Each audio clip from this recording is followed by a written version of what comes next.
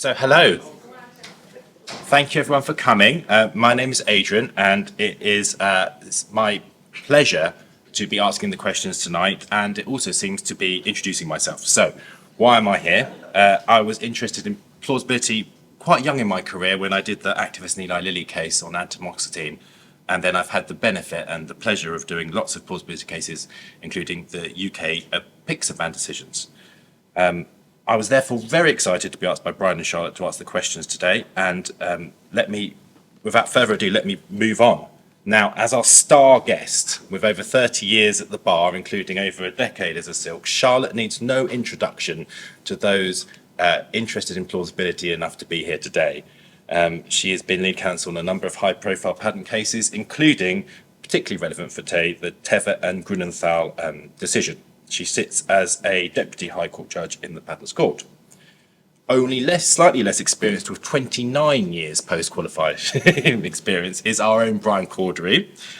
He has also a prestigious number of patent cases to his name and has been awarded Who's Who's Legal Patent Lawyer of the Year no less than 3 times in the last decade.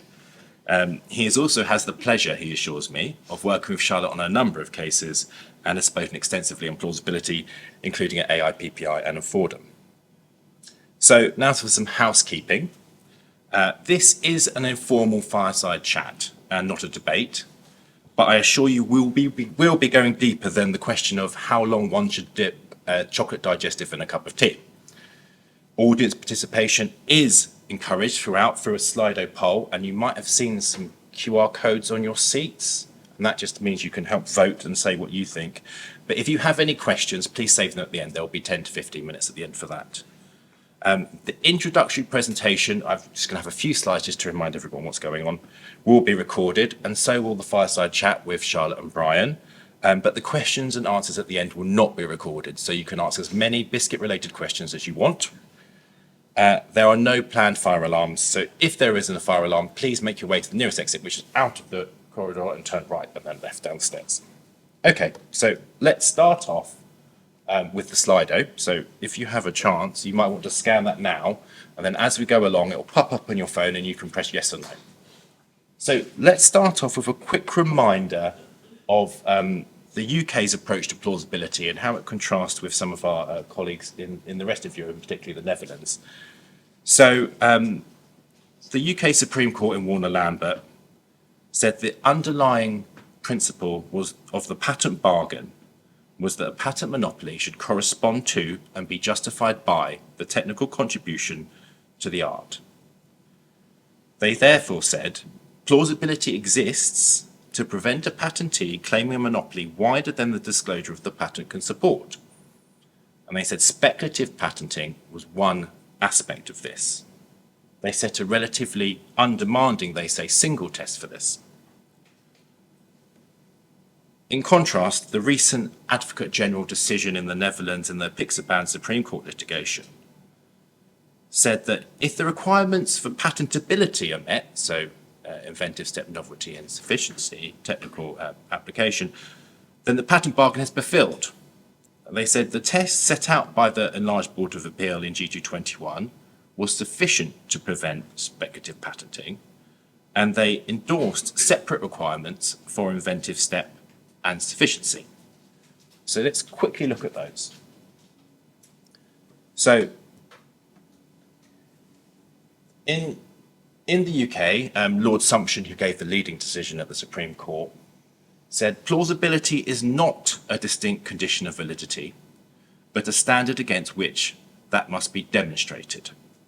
And he said the relevant test was that a patent must disclose something that would cause the skilled person to consider there was a reasonable prospect that the technical contribution asserted would prove true. He said while the test was relatively undemanding, it was more than a prediction based on the slimmest of evidence or one based on material which was manifestly incomplete. Now, all of you here will have heard the G221 decision when they talked about the various standards of ab initio plausibility, ab initio implausibility, and no plausibility. And ab initio implausibility was argued before the Supreme Court by Mr. Mitchison over there, but was dismissed as saying it would mean that if nothing was known either for or against the claimed therapeutic effect, no disclosure need to be made in support of it. So how does this contrast with a large Board of Appeals decision in G221, which, as we just saw, was relied upon as authoritative by the Advocate General in the Netherlands in the Supreme Court appeal in Apixaban? So the board was not explicit about how plausibility fit in with the EPC, but they did say the conceptual notion inherent in the term plausibility, which is often used as a generic catchword, is not a distinct condition of patentability and patent validity, but are a criterion for which the reliance on a purported technical effect. And they set out arguably two tests. So for inventive step, they said the relevant test is the said effect must be encompassed by the technical teaching embodied by the same originally disclosed invention. Now, they admitted that this was a somewhat abstract test, but they said its application may be affected by the technical field of the relevant patent. They did say, however, that after examining all the TBA decisions that they did, the outcomes would remain the same, no matter if the test applied in those decisions or their new test, which was formerly called plausibility. They did say, however, and arguably obiter, but seemingly not considered so by the Supreme Court in the Netherlands, that for sufficiency, there is a different standard. And here, the proof of the claimed therapeutic effect has to be provided in the application as filed, and this seemed to be a higher burden.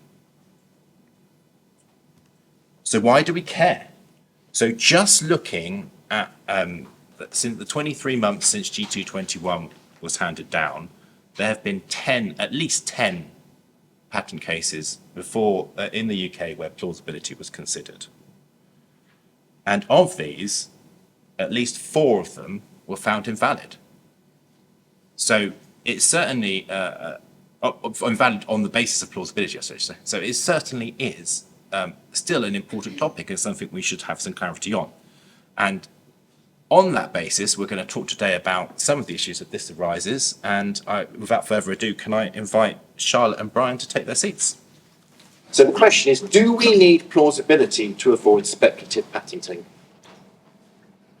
Okay, there we go. So roughly 80% of the audience say, yes, we do need it, and roughly 20% say no. Okay. So my first question to you, Charlotte and Brian, is this. So Robin Jacob has famously remarked in his Bioscience Law Review article, Plausibility and Policy, that if one actually looks at the words of the EPC, a purist would say it is straining the meaning of the words beyond breaking point to get plausibility out of them, positively Humpty Dumpty-ish. Do you think there is a policy rationale or a statutory basis for the concept? Shall we start with Charlotte, because she's our star guest. Thank you. Well, I should say for the record, I think I've actually been in practice for 29 years as well. Because you've counted my year when I was a pupil, and I don't think that counts. I think we're on a par, Brian. To answer your question, is there a policy rationale? I think the short answer is yes. Is there a statutory basis? The short answer is no. But let me expand. But before I do, I think it's worth observing that part of the problem with all of this is that it's judge-made law, and each of the cases are very unique to their own set of facts, which I think is one of the reasons why people grapple with the topic, and it can be so difficult. So what's the principle? Well, what I understand the principle or the policy to be, by reference to the cases, is that the scope of the claim must be commensurate with the technical contribution which the patentee has made. And that is the sort of fundamental policy behind the plausibility sort of concept. So it's aimed at avoiding speculative claiming, the armchair inventor who hasn't made a technical contribution at all. Because take, for example, a claim for a compound per se, in circumstances where there is there's no credible basis for understanding that compound meets the technical promise of the invention, the particular utility or application of that compound. In that situation, you can see that there's no invention at all. And that's because there's no technical contribution in an arbitrary selection of compounds which don't provide a technical effect which distinguish those compounds from other compounds in the prior art.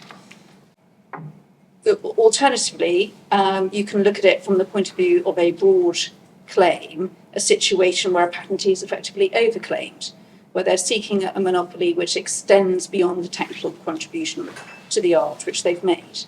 And again, in that situation, you can understand the policy. You've got a situation where the scope of the claim isn't commensurate with the technical contribution because the patentee is claiming something more. So that's another way of kind of encapsulating what I think the policy is. Another way of looking at it is that it's there to ensure that what's claimed is commensurate with what the patentee actually invented at the time they filed the patent. And that's where some of the analysis in the G221 decision is particularly interesting, because of course that case was really about taking into account post-published information.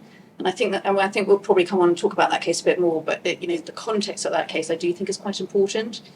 But the policy underpinning the analysis is that whatever is claimed has got to be something which reflects an invention that was actually made at the time the patent was being filed.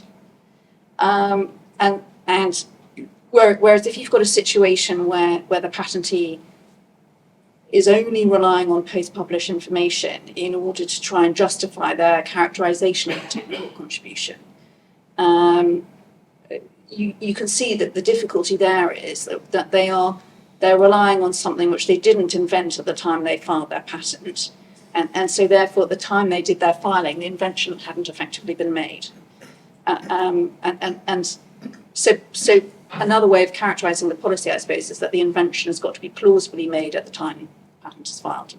So those are different ways, I think, of articulating what the policy underpinning the concept is, and they come out of different ways judges have expressed it in the cases. So I do think there is a coherent policy sort of rationale which underpins it. I think it's much, much more difficult to find a statutory basis for it, not least because, as we all know, the word plausibility doesn't appear anywhere in our Act or in the EPC. So, that's one of the reasons why it's so difficult to understand where it fits and what it means.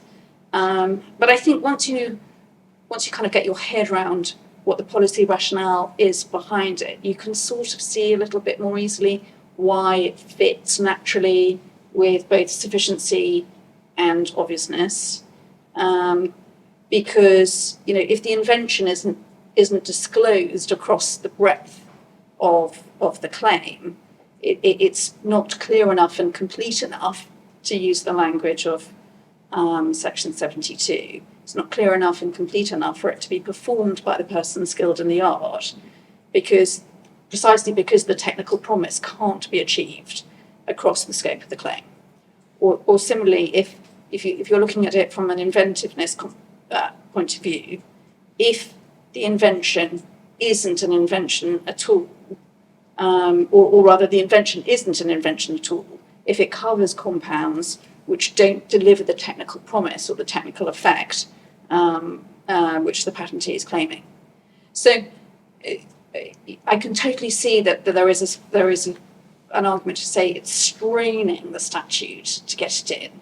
But I think once you understand the policy a little bit more, then you can just about argue a justification for it. And anyway, the reality is it's here to stay. I don't think it's going anywhere. So I'm not even sure it matters. So that's very interesting, Charlotte, because you say that it's judge-made law. So the problem with judge-made law is, and this is something Floyd, I think, has expanded in his article and issue is where does it begin and where does it end? Sure. So that was his he says you've got to be cautious. It is here to stay. Yeah. But if it's judge-made law, you've got to be careful about its boundaries. What do you think, Brian? Yeah, I mean, I fully agree with Charlotte. I think That's wise of you, Brian. yeah, it's usually the best course of action. I mean, to be honest, I had to look up what Humpty Dumpty-ish meant because I was thinking of king's horses, king's men. What's going on? It obviously means, it's a word that I mean. It means what I say. It means nothing more, nothing less, is what Robin explains in his article. And Robin always writes very well. And Robin's not afraid of controversy at all. He almost actively courts it, and he's great. What a great man, and contribution he's made has been phenomenal. And this article's a great read. So, but to come back to the question, I think plausibility is necessary as a matter of policy, particularly in the field of second medical use. I always come back to the Prendergast case, which came out when Charlotte and I were very sort of early on in our careers, where Neuberger was facing an application which was to the use of aspirin and ibuprofen or other similar well-known drugs to treat ADHD, and the individual inventor said, well, I can't do clinical trials, I can't possibly give you anything. So and Neuberger said, well, there's no support, you can't have that patent. So I think you do need it. I think it's really important in the field of second medical use. I think it's also very important, as Charlotte said, when you've got very broad claims, to make sure that the technical contribution matches the disclosure. But I do think that it has become overblown in the UK, and there's a serious problem which I think we're going to come on to. Okay, so just one other point on this. So Robin Jacobs says the underlying tone of his article is, well, if it's so essential, why did we not have it before? Why has it only appeared now? We've had patents for hundreds of years. Okay, so I mean, so again, coming back to early in my career, when I was, say, sitting the Bristol exam, which for some of you will have, it's always a sign of how old you are if you did the Bristol exam or the Oxford exam. I'm a Bristol person. So when I sat the Bristol IP diploma, the question every year was Lord Hoffman's quote on enabling disclosure, and that was the kind of trendy term at the time, and plausibility has just become that. So I don't have an answer for you, but I can tell you that over time, if you stay in the field long enough, 29 years in fact, then you'll see things come in and out of fashion, and plausibility is the current. It's always been there in one guise or another, but this is where it's come, and it's now a sort of hook on which we place things. I mean, it might also be a reflection of the current state of the pharmaceutical industry. There'll be people in the audience who might have a view on this. But I think the shape of patent litigation has changed quite a lot actually in the last 30 years, and the types of patents that get litigated have changed. Where the money is now is quite often in therapeutic applications, second medical use situations, and those types of patent claims are particularly apt for plausibility concepts. It just might be the sort of phase of it just might be a reflection of the current state of the industry. And of course, it's important to make sure that we have the conversation in the appropriate context. Without the industry, both doing the research and development, coming up with the innovation, filing the patents, and then funding the litigation, and we wouldn't be here having the debates in the first place. When we have Q&A at the end, it might be quite interesting to hear it from the floor. Yes. Okay, well, let's move on. So our next poll question is the UK out of step with Europe with respect to plausibility? Or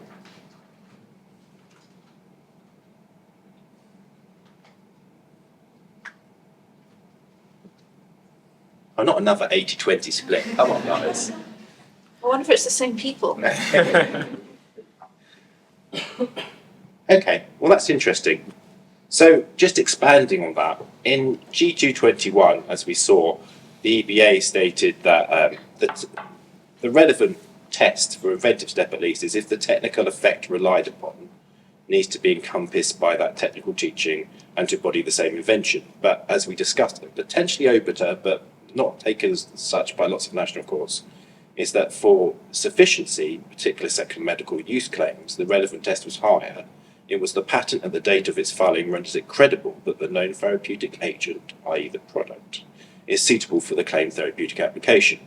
Now, this contrasts with the Supreme Court in Warner-Lambert, which set a single ab initio plausibility test that we saw, and as we discussed, they dismissed any other standard, as particularly the ab initio implausibility test. So this led the TBA in the remittal case from G221 T11618 to say that they thought the concept of plausibility in the UK was different to the position of the EPO following G221. And this is further following the various apixaban decisions where the UK is one of the only courts to find the patent implausible. The UK is being criticised as being out of step with the rest of Europe. So do you think that is a fair assessment? And should we start with Brian this time? Oh, if you want, I'll be brief. Yes.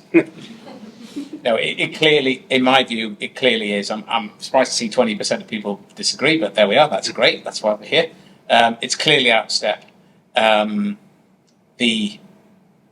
problem is that I think the Supreme Court in Warner-Lambert, the majority opinion isn't correct. I mean, what do I know? I'm not in the Supreme Court, but I think Floyd got it right in the Court of Appeal, and the two other Supreme Court judges who broadly followed were correct. My view is that there is a massive discrepancy between the UK law and the rest of Europe, and apixaban is showing that for what it's worth.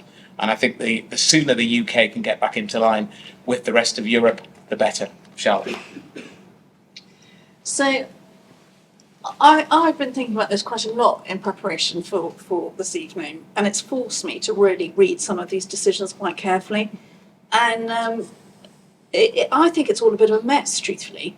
And let me explain why. So I think problem number one is that the G221 decision is, firstly, as I've alluded to already, actually quite narrow in scope.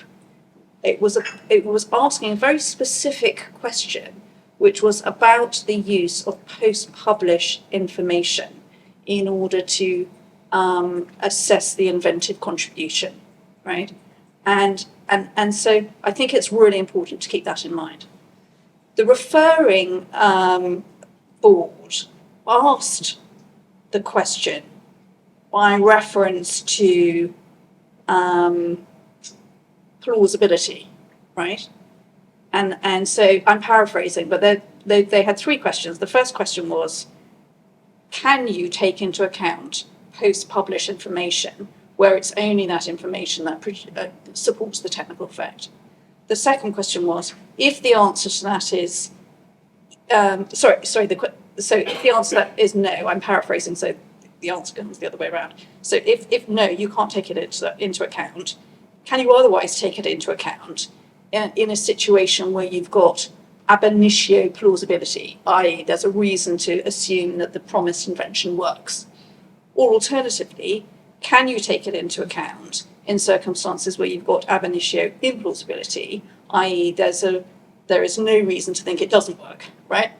And the reason they asked it in that way is because there were two separate bodies of case law, one which seemed to suggest that you can only take it into account in circumstances where you've got inherent ab initio plausibility. The second being case law, which says you definitely can't take it into account where you've got ab initio implausibility. But then the answer that came back from G221 didn't engage with plausibility at all. And that's the big sort of elephant in the room, and it's really important to know that. And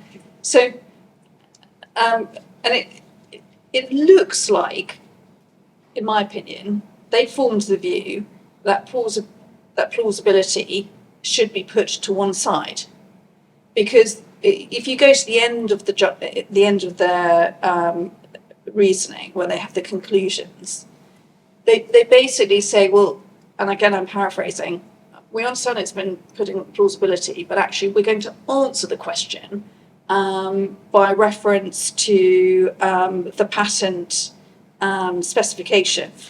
And that's where they have this kind of nugget that everyone's picked up on, where they say the answer is that the technical effect relied upon needs to be, number one, encompassed by the teaching of the application, and number two, needs to embody the same invention, right? So they very, very deliberately chose not to answer a question on plausibility in terms of plausibility. That's quite eyebrow-raising in and of itself, I would suggest.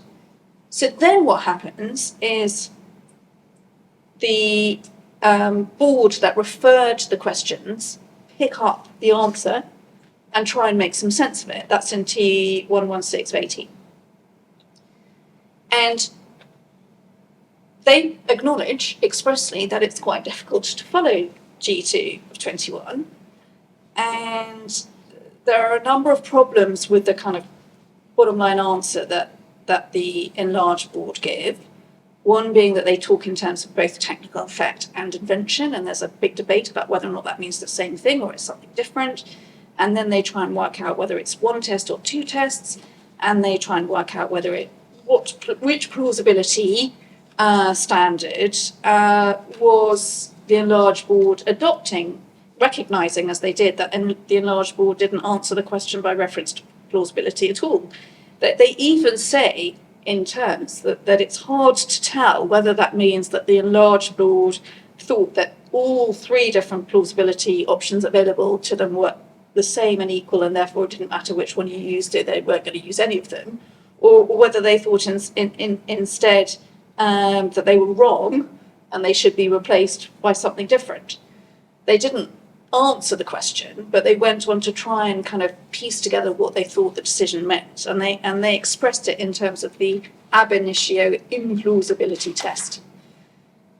But then you've got the T31420 decision, which analyses the T1618 decision, and in a nutshell, politely suggests that one Board of Appeal, so these are two different Boards of Appeal, by the way, and the second Board of Appeal seems to sort of politely suggest that the first Board of Appeal's got it completely wrong.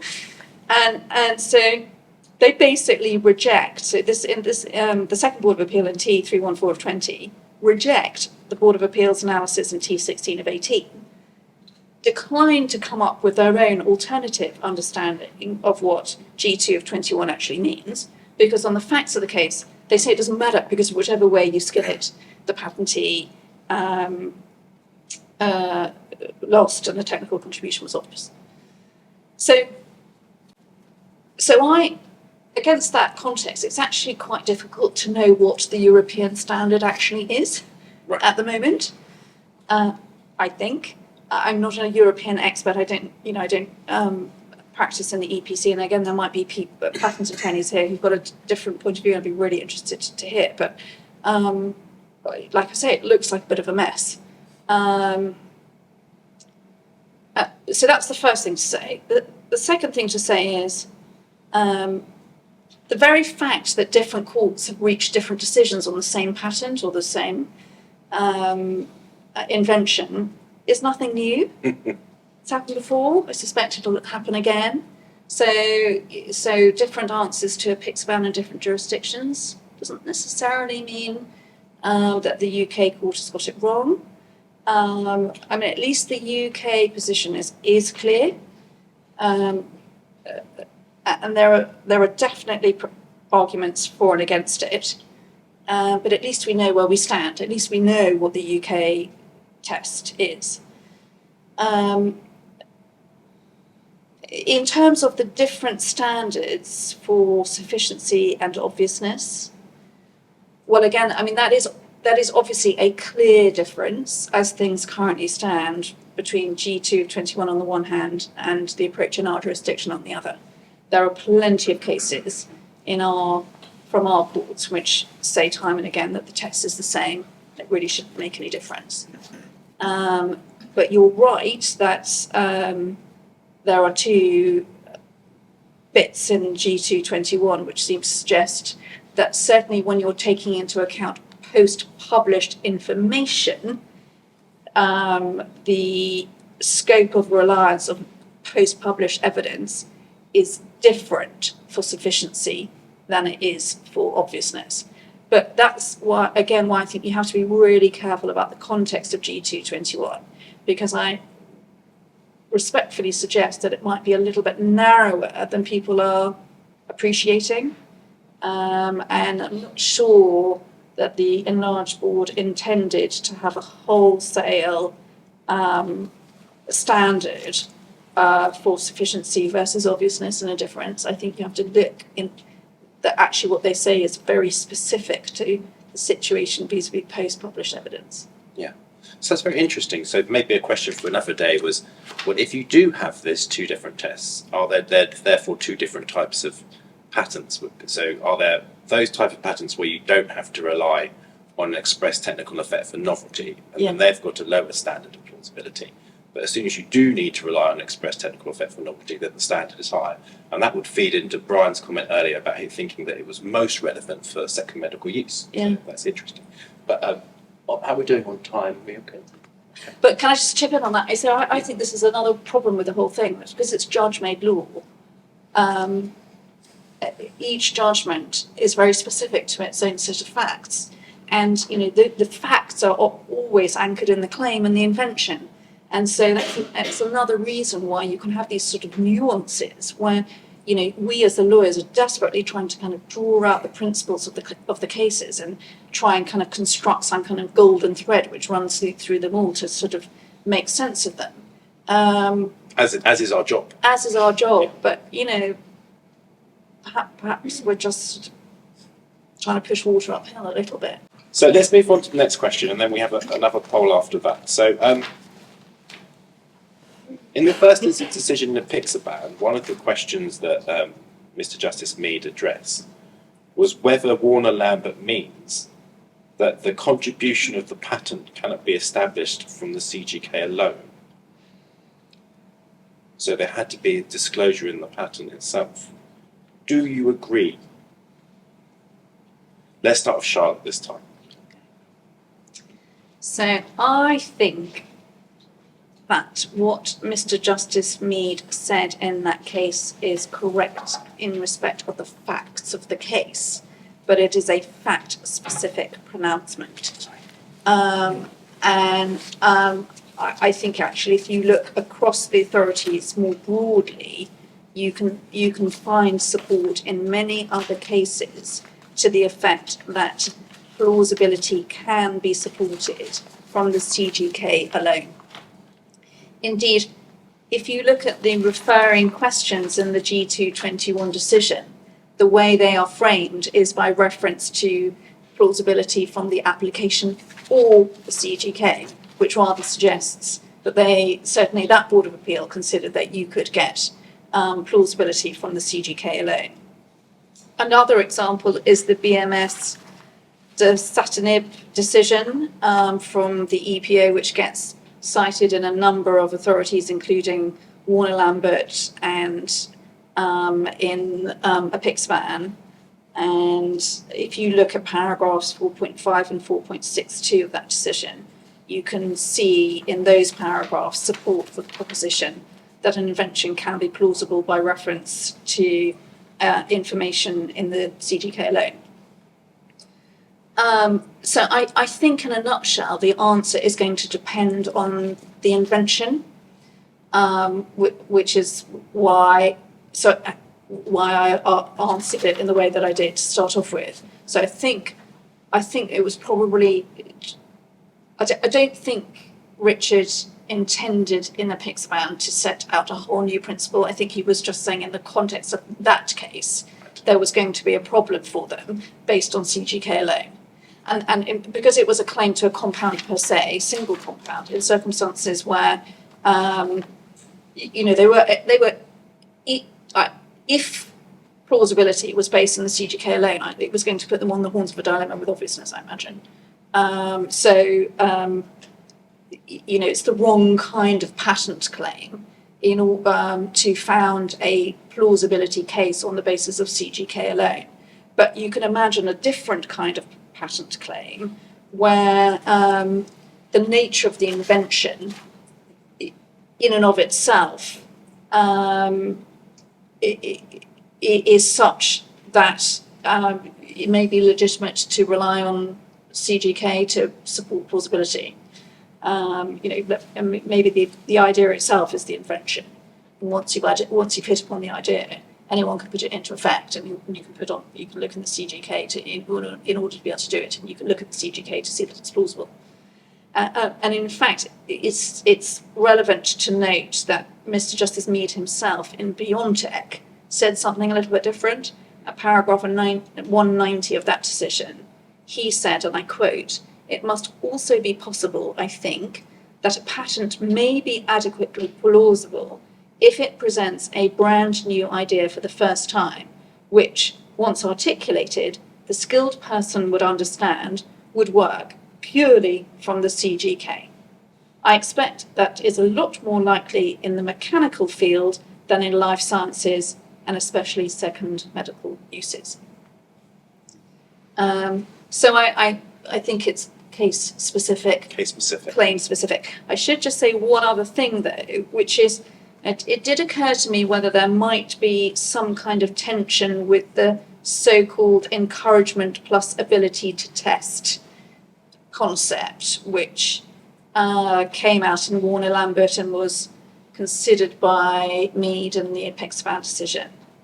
And he, one of the reasons he gave for finding the patent in a Pixpan as invalid for lack of plausibility was he rejected the argument that it was good enough to be to take what was in the patent specification and on the basis of that disclosure be encouraged to go away and to test, have the ability to test and basically generate the data for yourself to satisfy yourself that it works. And he said that had been rejected in Warner Lambert and it wasn't open to him to rely upon that sort of line of thinking or reasoning. But you can see there might be a potential tension there with seeking to rely on CGK alone for plausibility. I think the answer might be, it depends on the nature of the test. If it's a CGK test, you're fine. If it's a test which is only articulated in the patent specification, it might be more difficult. Brian? Yeah, I agree with that. I think the statement that Charlotte read out from Mr. Justice Mead in Biotech is actually very powerful and persuasive in a Pixaban. Maybe wasn't setting out a principle to be applied once and for all. I have to be careful now because you're bigger and stronger than me, but I do feel quite strongly that Mr. Justice Carr had it right in the tamoxifen case. I know you're going to hate me, when he basically said there is a clear difference in policy between plausibility on the one hand and obviousness on the other, and that you can have basically plausibility based on common general knowledge combined with a bit of teaching, but you certainly don't need proof where it comes to inventive step. Lots of different routes in the pharma industry can all be something you could take, but not necessarily ones which you would take. So I think it's a very clear difference myself. Yes. Between the two. Well, no, so in that case, and I know we're going to fight about Mr. Mitchison won that one against me. It was, we were trying to argue that if the CGK made the patent plausible, it also meant that you had a reasonable expectation of success from the I couldn't disagree more with that myself. But we can tap about it afterwards. Today, the majority of cases where plausibility is an issue are in the pharmaceutical or biotech fields. Do you think it is an industry-specific concept? And while we've got that up, just because we're running a bit of time, should we move the poll on and so people can also vote on the question, and I'll add it on, is plausibility potentially bad for those industries? So let's, Brian, you can't vote. I'm voting. You can't stop me. Well, you can because you're bigger and stronger than me, but it's done. So do you think it's an industry-specific concept? I think it's essentially comes into play most often when I give my plausibility presentation to audiences from other countries. I always start with this adjustable spanner picture, because once you've seen the adjustable spanner, you don't need proof that it works. It's going to work. Whereas if I'd show you a sort of a tablet containing some drug and saying that will cure your foot fungus, then that's a different thing. How do you know? So I think it definitely can come into play, and most often will come to play, I should say, in the sort of life sciences industry.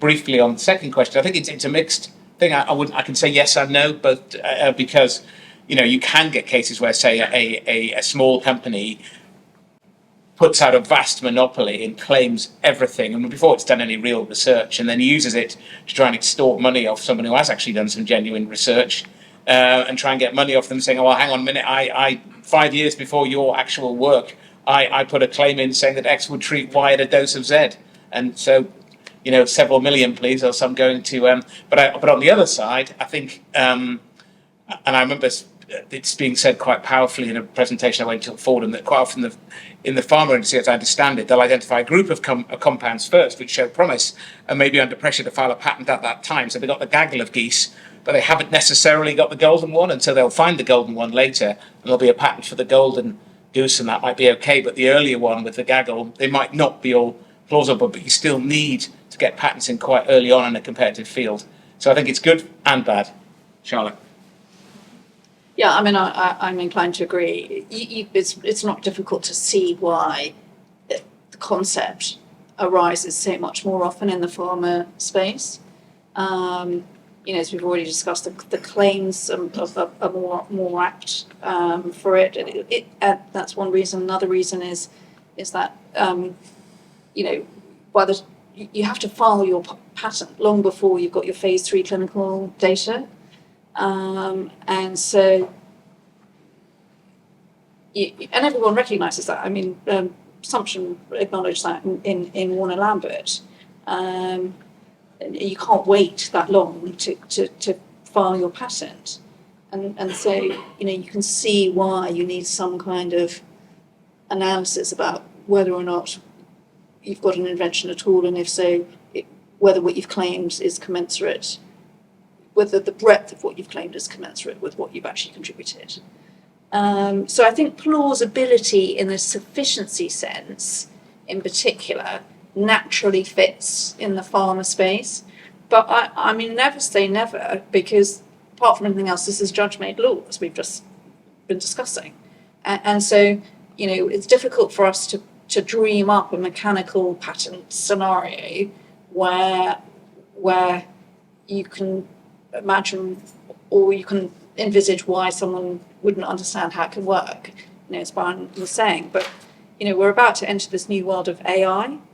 Don't know what that's going to look like. Don't know what AI inventions are going to look like. It could be a whole new work stream for all of us in those types of claims. And so, I mean, it's easier to shoehorn it into pharma cases, but I wouldn't say that it doesn't apply to anything else. And when you look at it from an inventive contribution sense, and perhaps it's a little bit easier to imagine that it might apply to a non-pharma situation. I mean, take the 5.25-inch plate example that everyone always gives, right, as the classic situation of a Grivo type obviousness. So, and that's another situation where the plausible nature or otherwise of the alleged technical contribution is quite important. So that, that might be a more natural way of getting plausibility to apply to a non-pharma situation. Is it bad for business? Well, again, the people in the room might have a better view. In short, it probably is, because it probably generates uncertainty. I think that is bad for business, and that's true whether you're an innovator or a generic. Uncertainty tends to be quite good for lawyers, but not the best for business decisions, 3-year, 5-year strategy planning. So yeah, it's probably. I think the short answer is yes, it's probably bad for business, but good for lawyers.